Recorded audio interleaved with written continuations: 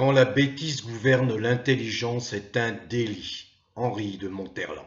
Comment ne pas faire le rapprochement avec la période désespérante que nous traversons, avec la présence à la tête d'un pays qui, naguère, était un phare de l'humanité, la France. Triste constat, la France n'est même plus l'ombre d'elle-même. La France est souillée par la salissure macronienne qui la recouvre depuis 7 longues, interminables années.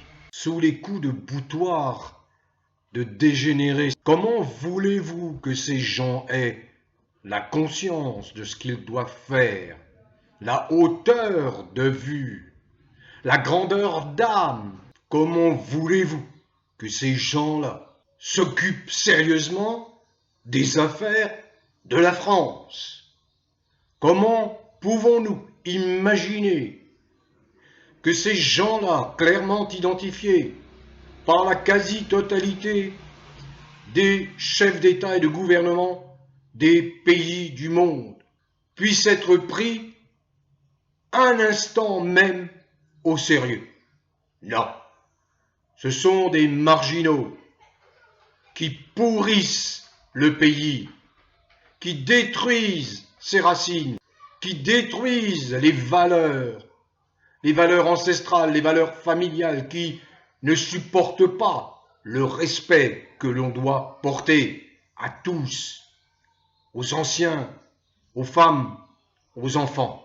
Je lisais dans les nouvelles que je parcours quotidiennement que Stéphane Séjourné, le ministre des Affaires étrangères français, suite aux attaques de drones de l'Iran contre Israël, l'ex-mari donc du Premier ministre, M. Annal, Gabriel Annal, a convoqué l'ambassadeur d'Iran en France. Sauf que, dommage pour l'incompétent crasse, pas de chance pour l'inculte, l'indigent du bulbe, mais il n'y a pas d'ambassadeur d'Iran en France depuis 2022, ce que révèle le Figaro.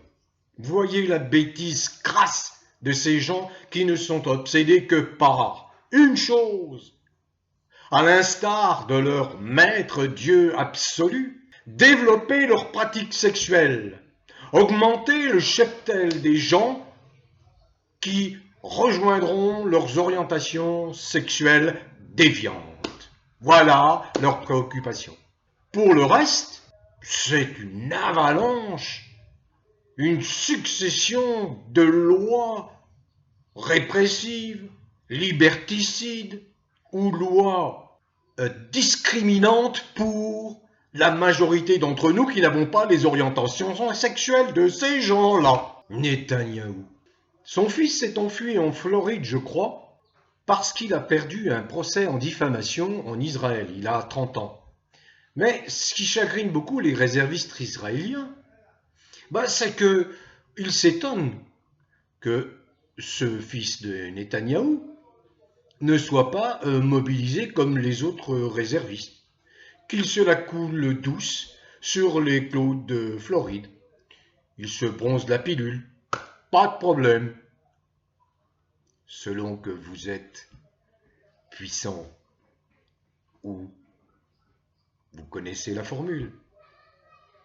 J'ai lu avec beaucoup d'émotion un mot de Natacha Ray, qui est atteinte d'un cancer, et j'espère bien qu'elle s'en sortira, parce que les pronostics médicaux, ils sont ce qu'ils sont, surtout aujourd'hui, avec cette médecine qui s'est disqualifiée, cette médecine décriée, qui pour une grande partie a cautionné une fausse pandémie, livrant les Français à la vindicte, à la sauvagerie d'un fou tyran, Macron, qui est au service d'un nouvel ordre mondial dirigé par un Schwab, bien le Schwab, le Klaus Schwab, Paraît-il qu'il est en très mauvais état, hospitalisé. Oui, cette médecine. Bien sûr que énormément de Français n'ont plus confiance. Comment des médecins sont allés conseiller à leurs enfants, à leurs patients, d'aller se faire picouser avec du poison, alors que Pfizer est rattrapé par la justice. Que tout émerge aujourd'hui. Tout émerge, la vérité émerge, celle que nous annoncions, que nous dénoncions. Oh, nous étions quelques-uns.